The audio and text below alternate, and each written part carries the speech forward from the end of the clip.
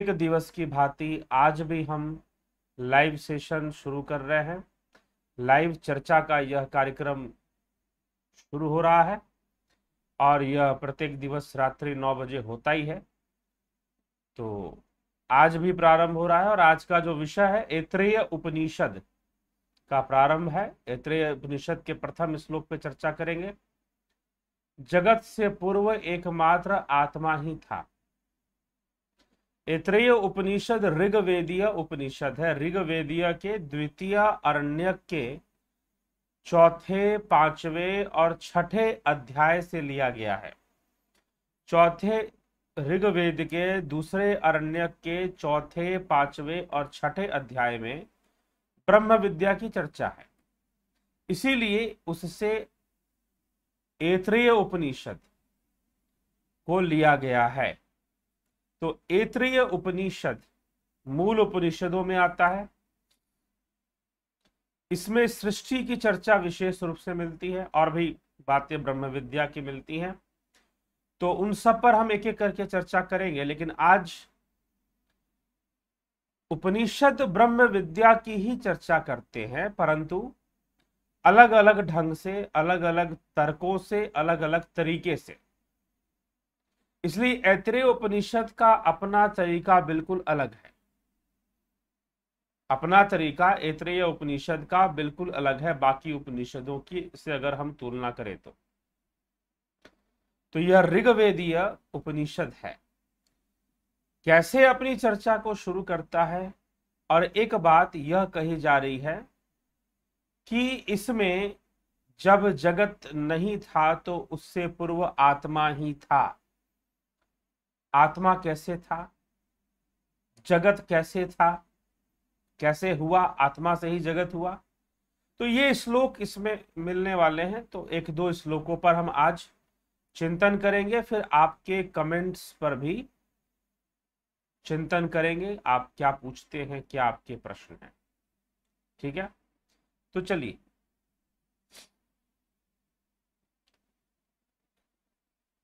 ऐत्रेय उपनिषद ऋग्वेदीय उपनिषद है। सर्वप्रथम शांति पाठ करते हुए ही इसका प्रारंभ होता है और प्रथम अध्याय का प्रथम खंड। तो प्रथम अध्याय के प्रथम खंड पर हम आज चर्चा करेंगे। तो प्रथम अध्याय के प्रथम खंड का प्रथम श्लोक क्या कहता है उसको हम देख लें। तो श्लोक कहता है, ओम आत्मा वा इदमेक एवाग्र आसित नान्यत किंचन मिषत स इक्षत लोकानुसृजा इति। उस ब्रह्म का उच्चारण ओंकार से किया, यहां पर किया जा रहा है, एक सांकेतिक है। ओम कहकर हम उस ब्रह्म को ही अपने स्मरण में ले लेते हैं। तो यह जगत इदम अग्ने आत्मा वा इदमेक एवाग्न आसित है। उस अग्रे मतलब कि इस जगत के प्रकट होने से पहले आत्मा वा वह आत्मा ही था। आत्मा वा इदमेक एवाग्र आसित, इस जगत के प्रकट होने से पहले वह आत्मा ही था। नान्यत किंचन मिषत, फिर कहा जा रहा है एकमात्र आत्मा व इदमेक एवाग्र आसित, इस जगत के प्रकट होने के पहले एकमात्र आत्मा ही था। उसके सिवा दूसरा कोई भी चेष्टा करने वाला नहीं था। कहा गया कि उसके सिवा कोई भी नान्यत किंचन मिषित, अर्थात उसके सिवा कोई भी अन्य अन्य इसलिए नान्यत, अन्य कोई दूसरा चिंतन करने वाला, कोई भी चेष्टा करने वाला नहीं था। उस आत्मा ने ही निश्चय किया कि लोकान सृजय, लोकों की रचना करूं, और इस प्रकार इच्छित विचार किया, और उसके इसी इच्छित से, इसी कल्पित से ही कल्पित संसार भी प्रकट होना धीरे धीरे शुरू हो गया, ऐसी मान्यता है। ठीक, फिर कहते हैं, स इमान लोकान सृजता अंभो मरीचिर मरमापो अधो अधुम्भ परेण दिवम ध्यौ प्रतिष्ठांतरिक्षम मरीचय पृथ्वी मरो या अधस्ताता आपह। उसने अंब धुलोक तथा उसके ऊपर के लोक पहले बनाए। पहले सूक्ष्म सृष्टि हुई, ठीक है, हिरण्यगर्भ पहले बना। तो अब सृष्टि की प्रक्रिया इसमें एक अलग ढंग से बताई हुई है कि यह इनका क्या, क्योंकि इसीलिए सब कुछ ब्रह्म से ही सृजन माना गया है और वास्तव में कोई सृजन है भी नहीं है। वेदांत, मांडुक्य उपनिषद की विचारधारा के अनुसार यह जितना भी सृजन दिखाई देता है यह सब कल्पित ही है और कल्पित जगत में कल्पित माध्यम से ही दिखाई देता है। इसलिए इंद्रियां जो भी देख रही होती हैं वह मात्र भावना मात्र है, कल्पना मात्र है, इसलिए मिथ्या भी है, सत्य नहीं है, क्योंकि यह सब इंद्रियों के कारण ही है। ये सारा जगत, ये सारी अनुभूतियां, सुख दुख की, रिश्ते नातों की, ये सारी की सारी अनुभूतियां तो इंद्रियों के कारण ही है। ठीक, तो इसीलिए इंद्रिय जगत में ही सब दिखता है। जीवन मृत्यु भी उसी में, उसी कल्पित जगत में ही हो रहा होता है। ठीक, तो इसीलिए सूक्ष्म जगत में तो इन सब लोकों की रचना, धूलोक, स्वर्ग लोक के ऊपर के लोक, उनका आधारभूत धूलोक अंब के नाम से कहे गए हैं। अंतरिक्ष लोक मरीचि है, भूवर्व लोक, अंतरिक्ष लोक को ही भूवर्व लोक कहते हैं। तो मरीचय मरीचि है, यह पृथ्वी ही मृत्यु लोक, उसे ही मरीचि भी कहा गया है, नाम से कही गई है। तो इस प्रकार से पहले तो सूक्ष्म सृष्टि कर दी गई और फिर बाद में स्थूल सृष्टि कर दी गई। ठीक है, स्थूल जगत को फिर सृष्टि किया गया। लेकिन अगर इन सब सृष्टि का निरोध हो जाए, कोई सृष्टि को ना माना जाए, कोई सृष्टि को स्थिर ना देखा जाए, तो फिर क्या होगा? वह आत्मा ही पहले था और फिर वह आत्मा ही रहेगा और कुछ रहेगा नहीं। परछाई बने और परछाई ना बने, दोनों ही अवस्था में वो व्यक्ति है जिसकी परछाई बनी, और वो व्यक्ति तब भी है जब परछाई ना बनी। तो वैसे ही जब कल्पित हो जाता है, जब इच्छित हो जाता है, तो उसी इच्छित से, उसी चेष्टा से सृष्टि मानी गई है। अर्थात यहां पर कल्पित विषय को आत्मा से ही लिया जा रहा है।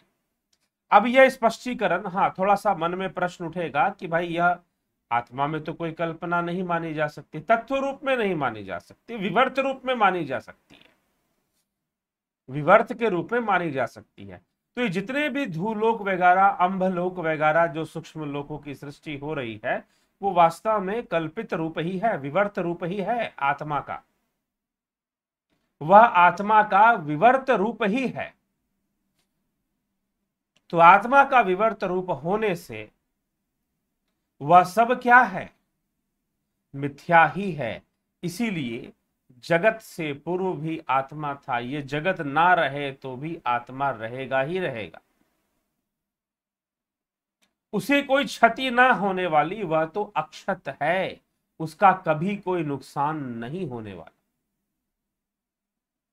ये हमें, ये वास्तव में इस बात को प्रमाणित करने के लिए, इस बात को बताने के लिए पहले ये कह दिया गया। अब बताया जा रहा है कि आत्मा के जो विवर्त हैं वो कई लोकों में, कई लोक जो निर्मित हो रहे हैं वो कैसे कैसे हो रहे हैं, उनके क्रम को फिर बताया जा रहा है। तो उनके क्रम को हम समझने का प्रयास करेंगे। तो उसमें पहले सूक्ष्म लोकों की चर्चा आती है, हिरण्यगर्भ, अंतरिक्ष, और फिर बहुत बाद में जाकर अंतरिक्ष और पृथ्वी की चर्चा आती है। उससे पूर्व तो सूक्ष्म लोक ही निर्मित होते हैं। कैसे कैसे, लंबी लंबी चौड़ी चर्चा इसमें आपको मिलेगी। तो अभी जैसे कि हमने एक श्लोक देखा कि यह विचार करके उस आत्मा ने अंब, मरीचि, मर और जल, इन लोकों की रचना की। मतलब कि अंब, मरीचि, अंब के अंदर दूसरे लोक आ गए, मरीचि के अंदर मृत्यु लोक आ गए, मर और जल, मरे हुओं का लोक और जल लोक। इन शब्दों को स्पष्ट करने के लिए आगे श्रुति में ही कहा गया है कि स्वर्ग लोक से ऊपर जो मह, जन, तप और सत्यलोक होते हैं अनेक प्रकार के, उनका आधार धूलोक। इन 5 लोकों को यहां अंब नाम से कहा गया है। ऐसा वर्णन टीकाकार महोदय यहां पर कर रहे हैं। तो उसके नीचे जो अंतरिक्ष लोक है उसमें सूर्य, चंद्र और तारागण है। ये सब किरणों वाले लोक विशेष हैं। अब स्थूल सृष्टि की बात की जा रही है जिसमें कि सूर्य है, चंद्रमा है और नक्षत्र आदि तारागण हैं। तो पृथ्वी के भीतर भी एक पाताल लोक की भी चर्चा है, जिसको वे आपह के नाम से भी जाने जाते हैं। तात्पर्य यह है कि जगत में जितने भी लोक त्रिलोकी, चतुर्दश भुवन एवं सप्त लोकों के नाम से प्रसिद्ध हैं, उन सब लोकों की आत्मा से ही रचना मानी गई है, आत्मा से ही उनका प्राकट्य माना गया है। लेकिन उनका जो प्राकट्य है, जैसे इस जगत का प्राकट्य कहां पर है? इंद्रियों के कारण है। इंद्रिय जगत में इस जगत का प्राकट्य है। आपको अगर कोई वस्तु लाल दिखाई देती है तो वो इंद्रियों के कारण दिखाई देती है। कोई हरी दिखाई देती है तो इंद्रियों के कारण दिखाई देती है। कोई भोजन स्वादिष्ट लगता है तो इंद्रियों के कारण लगता है। कोई भोजन स्वादिष्ट नहीं लगता, बहुत खराब लगता है उसका स्वाद, तो वो भी इंद्रियों के। तो संपूर्ण जगत जो है वह इंद्रियों के अंदर ही प्रतिबिंबित हो रहा होता है। इसीलिए इंद्रिय लोक की बात फिर आ जाती है। तो बंधन में ही बहुत सारे लोक निर्मित होते हैं, बंधन में ही बहुत सारे लोक होते हैं, जिनमें कि जीव अनेक लोकों में जाता रहता है, आता रहता है, भटकता रहता है। जब तक उसके अपने कर्म हैं, अपने जन्म मृत्यु का उसका चक्कर है, और जब तक वो उनका निरोध करके मुक्त ना हो जाता तब तक ये सब चलता ही रहता है, चलायमान ही रहता है। ठीक। स इक्षते मेनु लोका लोकपालानु सृजा इति सो अद्भयः एव पुरुषम समृद्धता मूर्छयत। उसने फिर विचार किया कि ये तो हुए लोकपालन नु सृजय, लोकपालों की भी रचना मुझे अवश्य करनी चाहिए। यह विचार करके उसने जल से ही हिरण्यगर्भ पुरुष को निकालकर उसे मूर्तिमान बना दिया। जल से हिरण्यगर्भ पुरुष को, अद्भयः पुरुष को निकालकर उसे मूर्तिमान बना दिया, अर्थात उसे सगुण कर दिया, उसे साकार कर दिया। हिरण्यगर्भ पुरुष को, जो इसका पालन करने वाला है, जो इस सृष्टि का पालन करता है, उसकी रक्षा करेगा वो आगे चलकर। इसीलिए उस सृष्टि को उसी ने मूर्तिमान कर दिया। ठीक। यह सोचकर कि यह पुरुष शब्द से सृष्टि काल में सबसे पहले प्रकट किए जाने वाले संभवतः ब्रह्मा जी के बारे में ऐसा कहा जा रहा है। तब उस हिरण्यगर्भ पुरुष ने कठोर तप किया सत्य को जानने के लिए कि उसका जन्म कहां से हुआ, वो कहां से प्रकट हुआ। ऐसे कथा आती है, पुराणों में भी इस प्रकार की कथा हमें सुनने को मिलती है। तो यह चर्चा अब शुरू होती है, सृष्टि की चर्चा, जो कि हम आगे एक एक श्लोक करके हम सुनेंगे। यद्यपि आज थोड़े से मैंने एक श्लोक, 2 श्लोक इसमें लिए हैं ताकि आपको पता चले कि आगे किस प्रकार की चर्चा इसमें मिलने वाली है। तो सृष्टि की चर्चा, हिरण्यगर्भ की चर्चा। हिरण्यगर्भ को मूर्तिमान कर दिया। क्यों मूर्तिमान कर दिया? क्योंकि हिरण्यगर्भ सूक्ष्म है, सूक्ष्म से भी सूक्ष्म है। इस कारण से यहां पर उसे मूर्तिमान करने की बात कही जा रही है कि भाई उसे अस्तित्व में ला दिया गया, जिससे कि सृष्टि आगे बढ़ सके, सृष्टि हो सके। तो इसलिए अब विवर्त रूप में, इच्छा रूप में ही, विवर्त रूप में ही सारी सृष्टि आगे बढ़ती जा रही है। और किससे? आत्म तत्व से, आत्मा से ही, आत्मा से ही बढ़ती जा रही है। तो इसीलिए यह बार बार उपनिषद अपनी बातों को सब कहते हुए अंत में उसी आत्मा पर आते हैं, उसी ब्रह्म पर आ जाते हैं। और ऐतरेय उपनिषद भी इसी प्रकार आत्मा से ही अपनी चर्चा शुरू करता है कि यह जब जगत नहीं था, यह जब लोक आदि कुछ भी नहीं थे, तो वो आत्मा ही था। ये संपूर्ण लोक आदि उस आत्मा से ही सृष्ट हो रहे हैं, सृजन हो रहे हैं। ठीक है, उसी से सब हो रहा है, उसी की इच्छा से ही सब हो रहा है। तो इस प्रकार आत्मा शब्द का प्रयोग करते हुए इस सृष्टि के कार्य को यहां पर बताया जा रहा है। जो श्लोक के अंदर जो शब्द का प्रयोग हुआ है वही। कई बार क्या होता है कि लोग सीधा टीका पढ़ते हैं, श्लोक नहीं पढ़ते हैं। ठीक है, टीका पढ़ना चाहिए, लेकिन श्लोकों पर भी ध्यान एक बार दे देना चाहिए। उससे अंदाजा लग जाता है कि भाई बात कहां की कहां जा रही है, किस ओर बात जा रही है, उसका भी अंदाजा लगना शुरू हो जाता है। तो इसीलिए यहां पर टीका पढ़ के भ्रमित ना हो, क्योंकि जब आप टीका पढ़ेंगे तो यहां जो श्लोक कह रहा है ओम आत्मा व इतमेक एवाग्र आसित, जब यह जगत नहीं था तो वह आत्मा ही था। इसका सीधा सा अर्थ है वह आत्मा ही था, क्योंकि यहां आत्मा शब्द का ही प्रयोग हो रहा है। हाँ, टीकाकार महोदय या कोई दूसरा टीका, कई संस्थाएं हैं जो अलग अलग टीकाएं कर देती हैं, तो वो सीधा आत्मा का अर्थ परमात्मा में ले लेंगी और कुछ उसे भगवान में भी ले आएंगी। सारे अर्थ का अनर्थ हो जाता है, क्योंकि निरुक्त के अनुसार भगवान की परिभाषा क्या है। निरुक्त के अनुसार भगवान किसे कहा गया है, भगवान का अर्थ क्या निकलता है और आत्मा का अर्थ क्या निकलता है। इसलिए आत्मा और ब्रह्म पर्यायवाची हो सकते हैं, भगवान उसके साथ पर्यायवाची नहीं हो सकते। ठीक है, भगवान कहां क्या, ये आगे आने वाले कुछ दिनों में हम चर्चा करने वाले हैं। तो ये आप अच्छे से इसको समझ लें और समझकर कि ये सारी सृष्टि आत्मा के द्वारा हो रही है, ऐसा यहां पर प्रमाण दिया जा रहा है। शब्द प्रमाण के रूप में हम इसे स्वीकार करते हैं।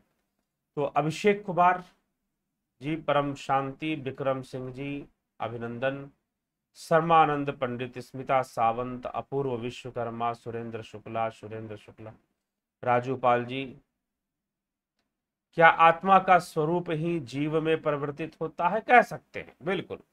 आत्मा ही विवर्त है, यह जीव भी आत्मा का ही विवर्त है, ये संपूर्ण जीव जगत आत्मा का ही विवर्त है। हाँ, लेकिन आप इस जब ये कहते हैं कि आत्मा का ही रूप, तो आत्मा वह सर्वव्यापी सत्ता है, वह ब्रह्म ही है, उसे कहा गया है। आत्मा था या परमात्मा? आत्मा था या परमात्मा? आत्मा था, क्योंकि यहां श्लोक में आत्मा शब्द का प्रयोग है। ठीक है, हाँ, वहां टीकाकार महोदय परमात्मा शब्द का प्रयोग कर रहे हैं, परंतु श्लोक में तो आत्मा शब्द का ही प्रयोग है। तो एक बात अच्छी तरह से जान लें, एक बार नहीं हजारों बार मैं बोल चुका हूं इस चैनल के माध्यम से, आत्मा परमात्मा में कोई भेद नहीं। बस आप उसकी परमता को, उसकी सर्वव्यापकता को, उसकी महानता को सामने लाने के लिए आप उसे परमात्मा कहते हैं। जैसे कि आप किसी को परम मित्र कह देते हैं। मित्र तो बहुत सारे हैं, लेकिन कोई परम मित्र है, तो उसकी महत्व को बताने के लिए, उसकी महानता को सिद्ध करने के लिए आपने उसके साथ परम शब्द जोड़ दिया। इसीलिए आत्मा और परमात्मा में कोई भेद नहीं है। कृपया करके उपनिषदों पर, आप पिछले उपनिषद मांडुक्य उपनिषद, मुंडको उपनिषद पर चर्चा को जरूर श्रवण करें, क्योंकि उस पर इस विषय पर बहुत बड़ी चर्चा हो रखी है कि आत्मा परमात्मा एक ही है। ठीक है, व्याकरण के अनुसार, क्योंकि संस्कृत भाषा का शब्द है, आपका निर्मित किया हुआ शब्द नहीं है, आप किस संस्था से जुड़े हैं उस संस्था का भी निर्मित शब्द नहीं है। ब्रह्म हो गया, आत्मा हो गया, परमात्मा हो गया, ये हमारे वेदों से निकले शब्द हैं, उनका अर्थ भी हम वैसे ही लगाएंगे। ठीक है, जैसा कि उपनिषद में लगाया गया है। आपके तथाकथित कोई संस्था या कोई गुरु क्या कहते हैं, वो कहते रहे अपना, लेकिन वो चोरी कर रहे हैं, क्योंकि उनके पास अपने शब्द नहीं है। वो उपनिषदों का ही शब्द लेकर उसका अपनी परिभाषा बताने में लगे हुए हैं, जो कि बहुत ही गलत बात है।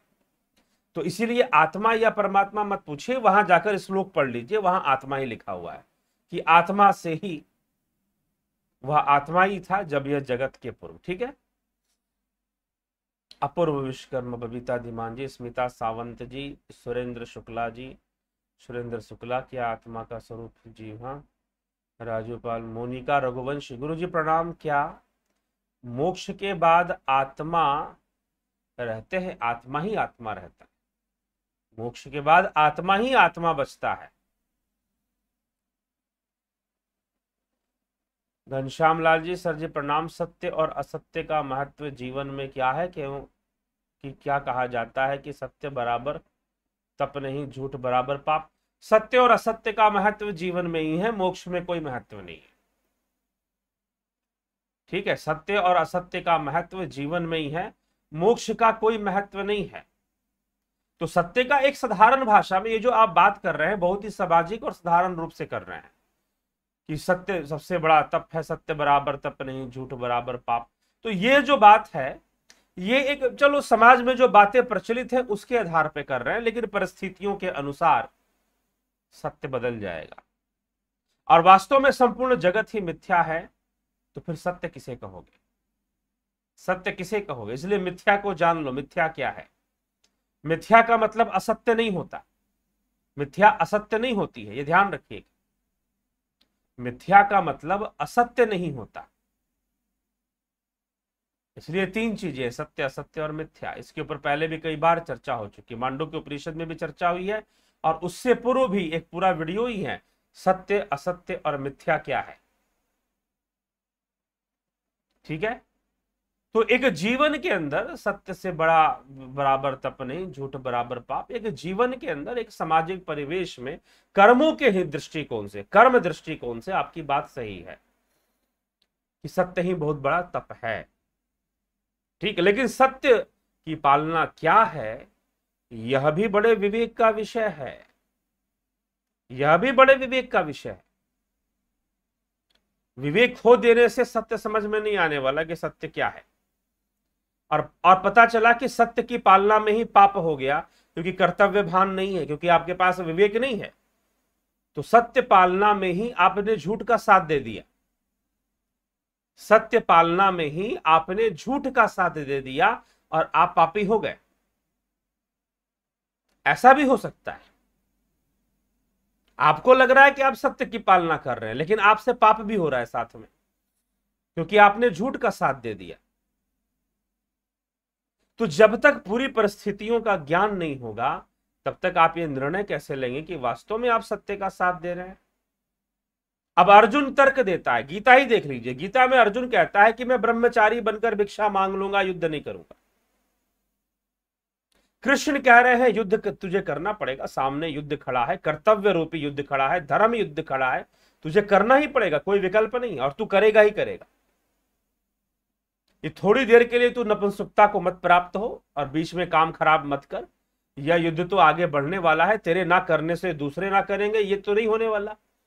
दुर्योधन ने तो कह दिया था कि सुई के नोक के बराबर भी अगर अधिकार चाहिए, भूमि चाहिए तो युद्ध करके लड़कर ले जाओ, ऐसे नहीं देने वाला। कृष्ण तो गए थे कि भाई चलो आधा राज्य नहीं दोगे, 5 गांव ही दे दो पांडवों को, हक तो उनका बनता है आधे का। ठीक, नहीं तो कम से कम 5 गांव दे दो। उसने कहा कि जीने का अधिकार भी नहीं दूंगा, दुर्योधन ने कहा कि जीने का अधिकार नहीं, सुई के नोक के बराबर भूमि भी इस पृथ्वी पर चाहिए तो युद्ध करके लेना पड़ेगा। तो अब बहुत सारा धर्म युद्ध की बातें थी, दुर्योधन के कर्म, दुर्योधन का पाप, दुर्योधन का व्यभिचार, दुर्योधन का अत्याचार, उसको छोड़ देना, उसको छोड़ देना, यह तो और भी बड़ा पाप हो जाता, क्योंकि आपके कर्म के कारण पाप बढ़ते जा रहा है, हिंसा बढ़ते जा रही है, आप अहिंसक बने हुए हैं और आपकी अहिंसा के कारण हिंसा बढ़ते जा रही है, हिंसा का प्रसार होता ही जा रहा है। तो उस परिस्थिति में उस व्यभिचारिणी हिंसा को रोकने के लिए आपको स्वयं भी थोड़ा हिंसक हो जाना पड़ेगा। तो यही चीज है। तो इसीलिए पहले परिस्थितियों को समझ लीजिए, जान लीजिए, क्योंकि अंधकूप, पहले तो जो कुएं के मेंढक हैं उनको तो पता ही नहीं चलता, उनको तो लगता है कि भाई हमारे संस्थान के मुखिया हमारे गुरु जी ने जो कह दिया बस कह दिया, वो उनकी हालत बिल्कुल उस किताब की अनुयायियों जैसी है। भाई हमारी किताब में तो ऐसा लिखा है तो हम तो यही मानेंगे, हमें ना इधर सोचना है ना उधर सोचना है, हमारी किताब में तो लिखा है कि भाई मारना जरूरी है तो हम तो मारेंगे, हम तो ये करेंगे, हम तो वो करेंगे, करते ही रहेंगे। इसी नाम पर, उसी किताब के नाम पर ईरान और इराक लड़ते रहे अपने झगड़े को लेकर। झगड़ा किसी और विषय पर था, लेकिन वहां के नेताओं ने, किसी ने सिया के नाम पर, किसी के सुन्नी के नाम पर भड़काया, सेनाएं बनाते रहे और 10 वर्षों तक लड़ते रहे, निष्कर्ष कुछ भी नहीं निकला। इतिहास पढ़े आप। तो जब आप कुएं के मेंढक बन जाएंगे, अंध कुएं के मेंढक, हम तो यही मानेंगे, हम मानेंगे ही नहीं। हमारी संस्था में, हमारे मत में ये कहा जा रहा है, इसलिए मैं किसी मत का अनुयायी नहीं, मैं किसी संस्था का अनुयायी नहीं। भाई विवेक से, शास्त्रों से क्या कहा जा रहा है उस पर विचार करना चाहिए, विचार करना चाहिए और विचार कर कर तथ्यों को प्रस्तुत करना चाहिए, तथ्यों को समझना चाहिए। ठीक है, तो ये चीज है। इसीलिए सत्य बराबर तप, झूठ बराबर पाप, सामाजिक दृष्टिकोण से, कर्म के दृष्टिकोण से बिल्कुल सही बात है, परंतु इसकी पराकाष्ठा, इसकी श्रेष्ठता को स्पर्श करने के लिए एक विवेकी व्यक्ति ही, ज्ञानी व्यक्ति ही कर सकता है। माधुरी कोले जी, विश्व यात्री जी, रूपलाल विश्वकर्मा जी, रामनिवास सिंगल जी, अजीत भाई पटेल जी, सत्यमेव जयते अशोक गोयल जी, योगेंद्र पंडित जी, अंजलि जी, सबका बहुत बहुत अभिनंदन। रामनिवास मीना जी, मनीष पटेल जी, जगत नारायण जी, रचना जी, खुलेश पाटिल जी, ओम प्रकाश माली जी, सबका अभिनंदन। शंकर देव जी, गुरु जी, इनफाइनाइट यूनिवर्स तक परमेश्वर ही फैला हुआ है, परंतु जिसका जैसे विश्वास उसको वैसे ही परमात्मा आत्मा उपलब्ध होता है। Not be little other but. और देखिए, जहां तक विश्वास की बात है, जिसका जैसा विश्वास, तो विश्वास तो विकल्प है, विश्वास भी कल्पित विषय है। तो एक है भाई विश्वास, उसे कहते हैं जिसको हम जान लेते हैं। जैसे कि आपने अगर मिर्च खाई है और मिर्च का स्वाद तीखा है, मिर्च का स्वाद क्या है? तीखा है। ठीक, तो जो मिर्च का स्वाद है वह तीखा है, तो तीखा मिर्च तो हमेशा ही तीखा ही रहेगा ना। हाँ, बंगाली में बोलेंगे झाल है, झाल है। तो अगर आपको पैसे दिए जाए कि भाई इसको मीठा बोल दो, आप जानते हो अगर मैं मीठा बोलूंगा तो मेरी बदनामी होगी, मुझे, मेरा मजाक उड़ाएंगे लोग, क्योंकि मीठा तो होता ही नहीं, तीखा ही होता है। ठीक है, तो इसीलिए, क्योंकि आपने जान लिया, जब जान लिया तो विश्वास है। तो जबरदस्ती का विश्वास नहीं, जानकर विश्वास करना ज्यादा बेहतर होता है मानने की तुलना में। हाँ, जो अब लेकिन यह विश्वास भी कल्पित विषय है, यह भी मिथ्या और विवर्त मात्र ही है। अंजलि जी, सर जी, भगवान ने यह दुनिया क्यों बनाई है कृपया समझा। ये बनाई ही नहीं है, सबसे बड़ी बात तो ये है। दुनिया उसी का अंग है भाई, दुनिया उसी का अंग है, वह स्वयं ही दुनिया है, बनाई क्या है? वह स्वयं ही दुनिया है, और इस दुनिया से परे भी वह स्वयं ही है। जो यहां पर चर्चा अभी क्या चल रही थी, किस जगत से पूर्व आत्मा ही था, जगत सृष्ट हो भी रहा है तो भी सब कुछ आत्मा ही है। बस फर्क इतना है कि हम उसे जानते नहीं है, जानने की आवश्यकता है, जानने की आवश्यकता है। और जब जान जाएंगे, आत्मज्ञान की ओर हम जब बढ़ जाएंगे, तो इस प्रश्न का उत्तर मिल जाएगा कि उसने बनाई या बन गई, कैसे बनाई, क्या करी। आत्मज्ञान की ओर बढ़ने की आवश्यकता है, आत्म अन्वेषण करने की आवश्यकता है। स्वयंभू को जानना है तो स्वयं की यात्रा शुरू कर दो, परमात्मा को जानना है तो स्वयं की यात्रा आत्मा की यात्रा में लीन होना शुरू कर दो तो परत दर परत खुलते जाएंगे, रहस्य खुलते जाएंगे और सब प्रकट हो जाएगा कि उसने यह दुनिया क्यों बनाई, किस लिए बनाई। यह बहुत कठिन विषय नहीं रहेगा फिर। लेकिन कुछ करोगे नहीं, सिर्फ प्रश्न करते रहोगे तो कभी प्रश्न का उत्तर ना मिलने वाला। रोटी खाएंगे तो क्या पेट भर जाएगा? रोटी खाएंगे तो क्या पेट भर जाएगा? ऐसा कहने से तो पेट नहीं भरेगा, रोटी खाने से ही भरेगा। और जिसको पेट भरना है वो 50 तरह के तर्क वितर्क नहीं करेगा, बस खा लेगा। तो इसीलिए आत्मज्ञान की ओर जब तक बढ़ोगे नहीं तब तक इस प्रश्न का क्या उत्तर मिलेगा कि दुनिया किसने बनाई, किस लिए बनाई।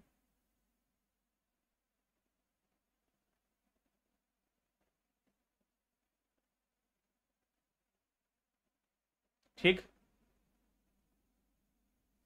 ये चीज है। भगवान बनना को लिया कोशिश करोगा, उसका कभी भी भगवान प्राप्त नहीं होगा। चाहा जितना भी जोर लगाता, क्योंकि अहंकार है कि वो तप करके एक दिन भगवान बन जाए। भगवान है कौन? जो भग संपन्न है वो भगवान है। धनवान जो धन संपन्न है वो धनवान है, जो भग संपन्न है वो भगवान है। बात खत्म। तो जो भग संपन्न हो जाएगा वो भगवान है ही। इसीलिए महर्षि पिपलाद, उनको भी भगवान कहा जा रहा है। यहां पर उपनिषदों में, प्रश्नोपनिषद में जाकर पढ़े, अगस्त मुनि को भी भगवान कहा गया, क्योंकि जो भगों से संपन्न है वो भगवान हो गया। तो भगवान होना तो विवर्त ही है। कृष्ण भगवान है, राम भगवान है, भगवान बनने कौन जा रहा है भाई? और रही बात आत्मा की, तो तुम आत्मा तो हो ही, तुम ब्रह्म तो हो ही, उसमें बनना भी नहीं है, वो तो खोजना है। बनने वाली कोई बात नहीं, डिस्कवरीज है, डिस्कवरी है, डिस्कवरी, खोज। खोज का मतलब बनना नहीं होता। तुम वो ढूंढ लो जो तुम वास्तव में हो। आत्मा की खोज, ब्रह्म की खोज वही है। तभी जाकर अहम ब्रह्मास्मि सिद्ध होता है। वो कोई बनने थोड़ी ना जा रहा है। क्या कह रहे हैं? तद्द्रष्टु स्वरूपे अवस्था नाम। इसीलिए शास्त्र अध्ययन करें। किस तरह से तर्कों को रखा गया है उपनिषदों में, शास्त्रों में, उसको समझें। कहीं पर भी बनने की बात नहीं की। योग कोई बनने की क्रिया नहीं है। योग तो स्वयं को जानने की क्रिया है। तद्द्रष्टु स्वरूपे अवस्था नाम। तुम ब्रह्म हो, यह तुम्हारी खोज है, एक्सप्लोरेशन है वो। ठीक है? तो कभी भी ब्रह्म को भगवान ना समझ लो गलती से। इसके ऊपर चर्चा करेंगे आने वाले मेरे ख्याल से परसों की चर्चा में हम इस विषय को लेंगे। तो इसीलिए बनने की तो कोई भगवान बनने की कोशिश कौन कर रहा है भाई? सबसे बड़े तो गलत वो लोग हैं जो घोषणा कर रहे हैं कि मैं भगवान हूं,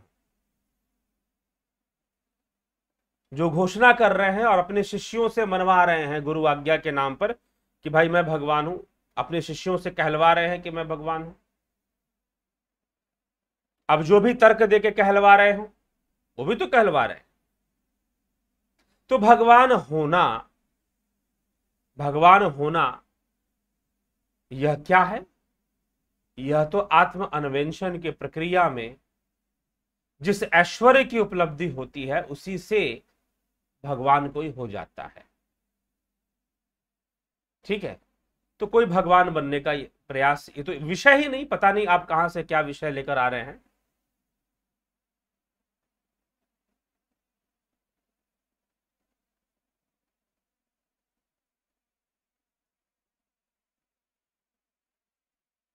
अपने परिश्रम के बल पर उसका उचित, चलिए ठीक है।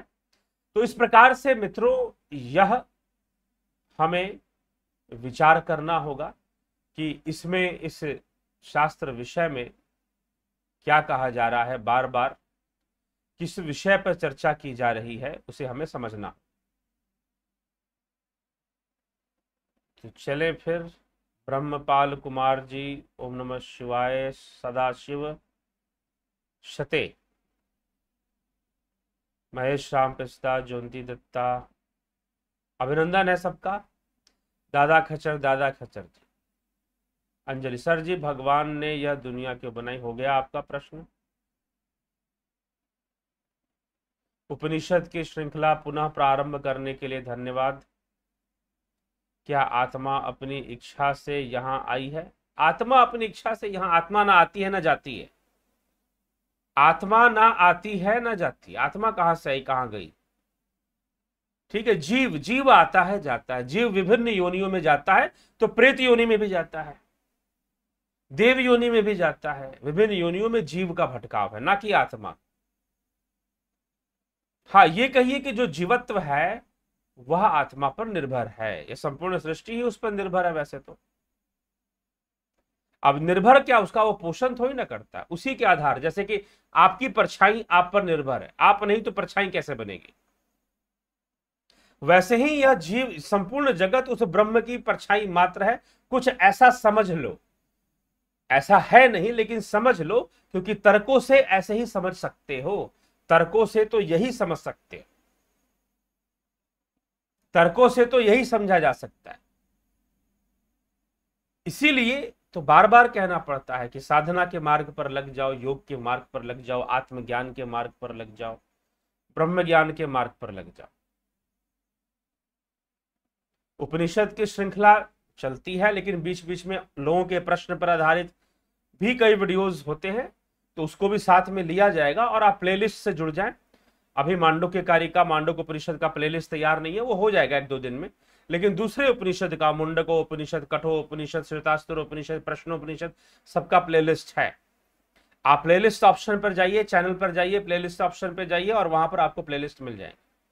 कुछ दिनों में मांडुक्य कारिका का भी मिल जाएगा, और फिर यह भी ऐतरेय उपनिषद का भी मिलेगा। लेकिन जो लोग प्रश्न करते हैं, उचित प्रश्न करते हैं, सही प्रश्न करते हैं, उनके प्रश्नों को भी लिया जाएगा। लेकिन जो पहले से ही कोई विचारधारा निश्चित करके रखे हुए कि भाई ऐसा है, हमारे गुरुजी ने ऐसा बताया है तो ऐसा ही है, तो मैं कहूंगा कि आप यहां समय बर्बाद मत कीजिए कमेंट करने में या अपनी विचारधारा को प्रस्तुत करने में। ठीक है, तो आप समय बर्बाद ना करें तो बेहतर है, क्योंकि हो सकता है कि आपकी बातों के विरुद्ध यहां बातें जा रही होंगी। या तो आप उस तर्क से उसको समझिए, अन्यथा क्यों अपना समय बर्बाद करेंगे। ठीक है,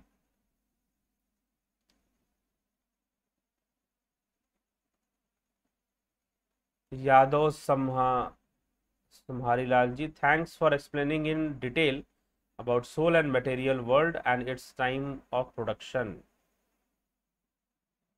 कमल प्रजापति जी, जयंती भाई पटेल जी, वर्षा सचदेव जी, बहुत बहुत अभिनंदन आप सभी का। तो ये हमें विचार कर कर मित्रों, इस पर जिज्ञासा कर कर हमें समझने का प्रयास हम करते हैं कि ऐतरेय उपनिषद क्या कहना चाहता है। आगे के श्लोकों में, आगे के खंडों में, आगे के अध्यायों में ये चर्चा आगे बढ़ेगी। लेकिन जो लोग प्रश्न करते हैं, साथ में उनके विषयों को भी लेकर वीडियोस और चर्चाएं आती रहेंगी बीच बीच में। तो ये होगा कि लगातार उपनिषदों पर चर्चा अभी फिलहाल नहीं चलेगी, क्योंकि लोगों के प्रश्न भी छूट जाया करते हैं, और कई बार उनके प्रश्न महत्वपूर्ण होते हैं, सबके लिए होते हैं, और सबको उसके विषय में जानना चाहिए, तो फिर लाया जाता है। अगर किसी का प्रश्न व्यक्तिगत है तो फिर नहीं, उस पर वीडियो नहीं बनाई जाती। जिनके प्रश्न है कि हाँ सबको इस विषय में जानना समझना चाहिए, तो ही वीडियोस लाए जाते हैं उनके प्रश्नों पर। ठीक है, तो ये आप इसको समझे, और साथ ही साथ जिज्ञासुओं इसको समझकर आगे बढ़े, ध्यान योग के मार्ग पर चले, ध्यान योग की कोर्सेज ज्वाइन करें। ठीक है,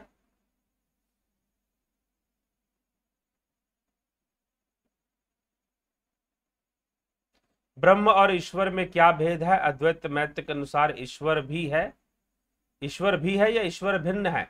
तो ईश्वर को भावनात्मक स्तर पर लिया गया है अद्वैत में, कुछ विचारधारा में, हर जगह नहीं।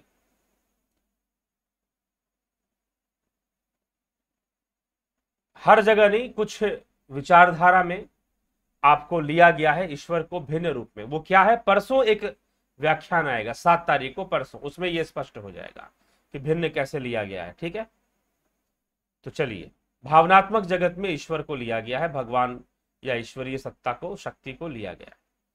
ठीक। और भावातीत में ब्रह्म को लिया गया, इसलिए ब्रह्म और ईश्वर का भेद दिया गया है। ठीक, क्यों दिया गया है और इसको लंबा विषय है तो इस पर चर्चा आगे होने वाली है, तो मिल जाएगा आपको। ठीक है, बाकी सबसे महत्वपूर्ण है मात्र तर्क नहीं, साधना का अभ्यास, ध्यान योग, गहराई में उतरना, आवरणों का हटाना, और आवरणों को हटाते हटाते निरोधात्मक क्रिया से जो बचेगा वह तो आत्मा ही है। सब कुछ आत्मा ही है, बस विवर्त में हम फंसे हुए हैं। अनेक प्रकार की कल्पनाएं, अनेक प्रकार के दृश्य, इंद्रिय दृश्यों में हम फंसे हुए हैं, उलझे हुए हैं। उन दृश्यों का निरोध करते हुए जब हम आगे बढ़ेंगे मित्रों, तो निश्चय ही हम ज्ञान को प्राप्त हो जाएंगे, हम आत्मा के रहस्य को भली भांति समझ लेंगे। इसीलिए ध्यान योग 11 तारीख से ध्यान योग की क्लासेस शुरू हो रही हैं। आप उसे ज्वाइन करें और उसका पूरा पूरा लाभ उठाएं। ठीक है, कई लोग ज्वाइन कर चुके हैं, कुछ लोग और ज्वाइन करने वाले हैं। हाँ, उसमें बताया गया था कि 7 तारीख आखिरी डेट है ज्वाइन करने की। नहीं, आप 10 तारीख तक ज्वाइन कर सकते हैं, 10 तारीख तक ज्वाइन आप कर सकते हैं। वो 7 तारीख वाले में परिवर्तन लाया जा रहा है, तो 10 तारीख तक आपकी ज्वाइनिंग ली जाएगी। पहले था कि लोगों की संख्या देखते हुए पहले ये कहा गया था 7 तारीख के लिए, लेकिन अब 10 तारीख तक आप इस क्लास को ज्वाइन कर सकते हैं, जो 11 तारीख से शुरू होने वाला है। ध्यान योग की जो कोर्स सन मेंबरशिप, जुपिटर मेंबरशिप के अंतर्गत जो शुरू होने वाला है, वो 11 तारीख से उसको आप ज्वाइन करने के लिए 10 तारीख तक का समय आपके पास जरूर है। आप उसकी पेमेंट कर कर आप उसको ज्वाइन कर लें, आपको उसमें ऐड कर लिया जाएगा और ठीक 11 तारीख से आपकी क्लासेस शुरू हो जाएंगी। क्लासेस का कोई निश्चित समय रहेगा? जी नहीं, प्रारंभ में निश्चित समय नहीं रहेगा। इसको लेकर थोड़ा सा लोग भ्रमित है। देखिए, क्लासेस इस प्रकार से समय से और डेट वाइज क्यों शुरू की गई हैं, मैं पहले भी बता चुका हूं, फिर से बता रहा हूं। फिर से क्या कि लोगों की संख्या बढ़ने के कारण कई लोग छूट जाते हैं। लोग छूटे ना, इसलिए एक टाइम पीरियड के अंदर कुछ ग्रुप ऑफ क्लासेस चलेंगी और पूरे एक ग्रुप का एक साथ कोर्स कंप्लीट हो जाएगा। फिर अगले तारीख से जो दिया जाएगा वहां से दूसरे ग्रुप, दूसरे बैच का क्लासेस चलेंगे फिर। ठीक, उनका भी एक टाइम पीरियड पे कंप्लीट हो जाएगा। अब प्रश्न यहां पर आता है कि भाई क्लासेस का टाइम क्या होगा, हम उस टाइम पर अवेलेबल हो पाएंगे नहीं हो पाएंगे? चिंता मत कीजिए। आपको अगर जुपिटर क्लास में, जुपिटर कोर्स में 28 वीडियोस है तो वो आपको मिलेंगे ही मिलेंगे। शुरू में कोई लाइव सेशन नहीं होगा, लाइव सेशन आपके प्रैक्टिस कर लेने के बाद होगा। ठीक है, शुरू में कोई लाइव सेशन नहीं होने वाला, तो आपके प्रैक्टिस कर लेने के बाद लाइव सेशन आएगा, तो वहां टाइम का प्रॉब्लम आएगा आपको कि भाई हम उस टाइम पे अटेंड कर पाएंगे नहीं कर पाएंगे। लेकिन जो 28 वीडियोस का जो कंप्लीट कोर्स है वो तो आपको मिलेगा ही मिलेगा। उसे आपने देखना है, अपने समय से देखना है और अपना समय निकालकर उसका अभ्यास करना है। बस ये है कि कोर्स है, क्लास है, तो आपसे अब पूछा जाएगा, क्योंकि अब आप लोग ग्रुप में रहेंगे तो पूछा जाएगा कि कौन कैसा कर रहा है, किस प्रकार से कर रहा है, वो पूछताछ भी चलेगी। और फिर अंत में एक लाइव सेशन या 2 लाइव सेशन कर सारी चीजों को, 3 से 4 लाइव सेशन होंगे। सन मेंबरशिप के लिए लगभग 2 लाइव सेशन, और जुपिटर का हम ले लेंगे तो उसमें भी 1-2 करके 3-4 लाइव सेशन किए जाएंगे। अंत में भी किया जाएगा एक रिपीट, सब सारी चीजों को अच्छे से और बता देने के लिए। और कोशिश किया जाएगा कि जो लोग पहले से भी ज्वाइन कर चुके हैं, एक और बात है कि जो लोग पहले जुपिटर कोर्स ज्वाइन कर चुके हैं वो इस कोर्स में लाइव सेशन के लिए आ सकते हैं। लाइव सेशन के लिए वो भी इसमें आ सकते हैं। जब लाइव सेशन का लिंक बनेगा तो जहां तक हमें स्मरण रहेगा कि हाँ, इन लोगों ने जुपिटर ज्वाइन किया था और सन भी ज्वाइन किया था, तो उनको तो हम लिंक भेजेंगे। लेकिन जिनका स्मरण नहीं रहेगा कैसे भेजेंगे? तो अगर आपने ज्वाइन किया था, आपका कोर्स कंप्लीट हो चुका है या रनिंग भी है, तो आप जरूर एक बार व्हाट्सएप मैसेज या टेलीग्राम मैसेज कर आप बता दें कि हाँ, मैं भी उस लिंक से जुड़ना चाहता हूं, लाइव सेशन का लाभ मैं भी उठाना चाहता हूं या उठाना चाहती हूं, तो आपको भी उस लाइव सेशन में ऐड कर लिया जाएगा। पीछे के जो लोग कोर्स कंप्लीट कर चुके हैं, जिनका नहीं कंप्लीट किए उनकी बात नहीं है। ठीक है, उनकी बात नहीं है, तो ये चीज है। तो ये समझकर आप चलेंगे। तो इसीलिए लाइव सेशन का टाइम का टेंशन मत लीजिए, टाइम का टेंशन लेने की जरूरत नहीं है, क्योंकि कोई टाइम फिक्स नहीं है। आपको वीडियोस लिंक मिलेंगी, आपको वीडियो देखना है, अभ्यास करना है, अपने समय निकाल कर देखना है और अपने समय से ही अभ्यास, आपका निजी समय होगा वो। ठीक है, बस इतनी सी बात है।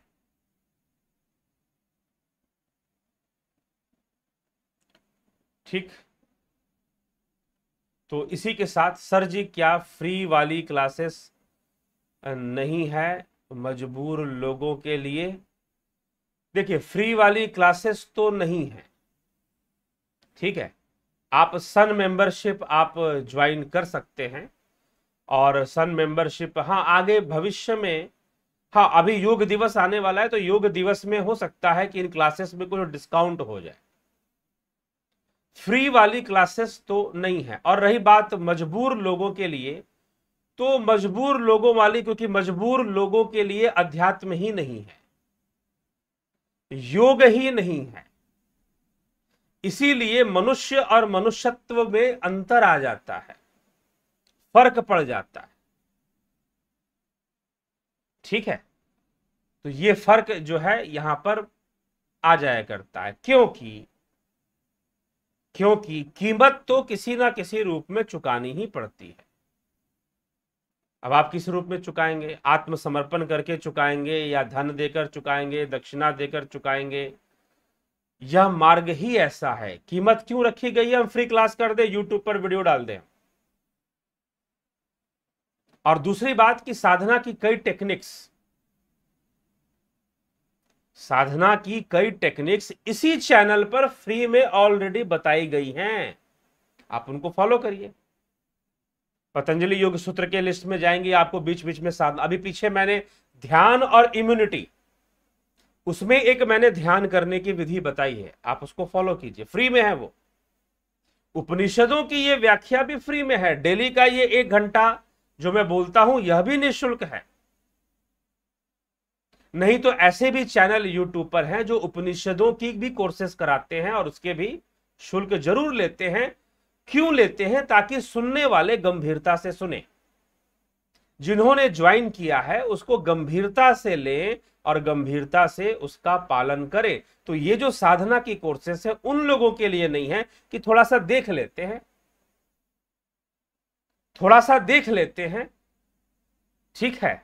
तो मेरे ख्याल से स्मार्टफोन रखना मजबूर लोगों के बस का नहीं होना चाहिए, और मुझे नहीं लगता है कि बिना स्मार्टफोन के कोई यूट्यूब देख पाएगा, व्हाट्सएप चला पाएगा, टेलीग्राम चला पाएगा। तो निश्चय ही जब आप इतने मजबूर नहीं हैं कि एक स्मार्टफोन खरीद सकते हैं, तो आप इतने मजबूर भी नहीं हैं कि 2000 में आप कोर्स ज्वाइन नहीं कर सकते। नहीं तो ठीक है, कोरोना का काल खत्म होने दीजिए, यहां पर आइए, अपना पैसा लगाकर आइए, खर्च कीजिए, यहां पर अपना कोई होटल या धर्मशाला कहीं भी रूम लेकर रहिए और हमारे पास आकर कोर्स आप पूरा कीजिए। ठीक है, तो यही एक विषय है। ये इसीलिए ये फीस के पीछे कई कारण है, ये फीस रखने के पीछे कई कारण है। एक तो कारण यही है कि आप गंभीरता से आप इसको ज्वाइन करें और गंभीरता से इसका पालन करें। दूसरा कारण है कि भविष्य में आगे ऐसे साधना केंद्रों का विकास किया जा सके जहां पर आम लोगों को अध्यात्म और योग से जोड़ा जा सके, लोग जुड़ सके और उसका लाभ उठा सके। ठीक है, तो यह इसकी गंभीरता और इसकी बात को समझते हुए निश्चय ही आप उसको अनुसरण कीजिए। इस साधना पद्धति जिन लोगों ने ज्वाइन किया है वो भली भांति समझते हैं, और यह कोई ऐसा विषय नहीं है कि बहुत हल्के में आप कर लो, हल्के में ही आप कुछ कर लें, ऐसा विषय नहीं। एक गंभीरता से करने का विषय है, गहराई में उतरने का विषय है। और फिर आप ऐसे ही अगर शुरू कर देंगे, ऐसे ही जुड़ने का प्रयास करेंगे तो व्यर्थ की बातें हैं, बेकार की बातें वो हो जाएंगे फिर। ठीक, हर हर महादेव। मनोज शुकीजा जी, अभिनंदन जी आपका। जीबच मंडल जी, ईश्वर एक ही नाम, एक भी है और उसका वो भी एक ही है, नाम अलग अलग नहीं है। सगुण रूप में नाम अलग अलग है, गुणवाचक नाम है, निर्गुण नाम तो एक ही है, ठीक है, अलग अलग नहीं है। चलिए इसी के साथ विचारों को विराम देते हैं और आप इसका लाभ उठाएं और लाभ उठाकर निश्चय ही लाभान्वित हों, ज्ञानवर्धन करें और अपने जीवन का कल्याण। बहुत बहुत आभार आप सभी का जुड़े रहने के लिए, बने रहने के लिए। चैनल की श्रेष्ठता आपको समझ में आए, विचारों की उत्कृष्टता आपको समझ में आए तो निश्चय ही शेयर भी किया करें, शेयर भी किया करें। और कुछ ऐसे भी मित्र हैं, मेरे सहयोगी मित्र हैं ऐसे, जो कि अभी इस समय अपनी इच्छा से, मैंने उनको कहा नहीं, एक नहीं है, 2-3 लोग हैं ऐसे, अपनी इच्छा से मासिक सहयोग प्रदान करते हैं इस चैनल को और इस अभियान को। अगर आप करना चाहते हैं तो अवश्य कर सकते हैं। किसी भी प्रकार का मासिक, मैं कोई निश्चित अमाउंट नहीं बता सकता, ये आपकी, क्योंकि ना मैंने उनको बताया था ना मैं आपको बता सकता। तो अगर आप करना चाहें तो महीने में कोई शुल्क निश्चित कर कर आप उसको भी इस चैनल पर पे कर सकते हैं, अगर करना चाहें तो। हाँ, भविष्य में कोई ऐसी अभियान अगर हम कोई लेकर आते हैं, अभी तो कोरोना काल के कारण बहुत कुछ रुका ही हुआ है, आपको पता ही है। और अपना ध्यान जरूर रखें, स्वास्थ्य विषयों पर भी ध्यान दें, अपनी इम्यूनिटी पावर पर जरूर ध्यान दें, और हो सके अगर वैक्सीन लग रहा है आपके क्षेत्र में तो वैक्सीन भी जरूर लगवा लें, ठीक है। तो चलिए इसी के साथ, हाँ, आगे कोई अभियान चलेगा तो उस विशेष अभियान हेतु जरूर आपको बताया जाएगा, वो एक अलग विषय। तो इसी के साथ विचारों को यहां आज विराम देते हैं। बहुत बहुत आभार आप सभी का।